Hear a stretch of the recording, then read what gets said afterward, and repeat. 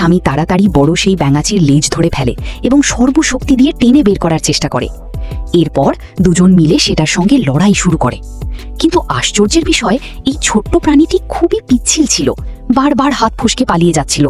যতই চেষ্টা করা হোক তাকে পুরোপুরি কাবু করা যাচ্ছিল না। তারা করিডোর থেকে লড়াই করতে করতে ড্রয়িং রুম পর্যন্ত চলে আসে। ব্যাঙাচিটি ধীরে ধীরে শক্তিশালী হয়ে উঠছিল এবং একসময় মনে হচ্ছিল সেই যেন প্রাধান্য পাচ্ছে।